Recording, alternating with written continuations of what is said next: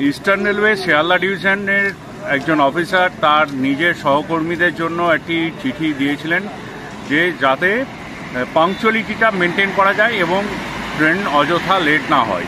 সেটি কোনোভাবে কোথাও থেকে লিক হয়ে যায় বা বেরিয়ে আসে।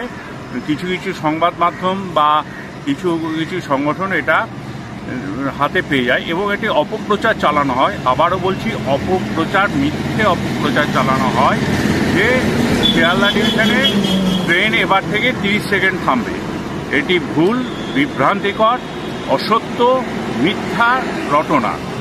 দয়া করে এরকম রটনা বা এরকম বিভ্রান্তিকর খবর থেকে বিরত থাকুন।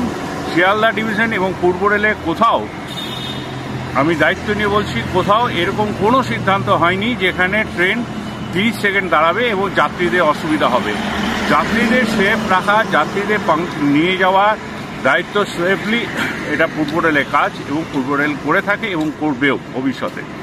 এই নিয়ে বিভ্রান্ত হবেন না। কোথাও ট্রেন 30 সেকেন্ড দাঁড়াবার আমরা কোনো চিঠি বা কোনো সার্কুলার বা কোনো অর্ডার ইস্যু করা হয়নি।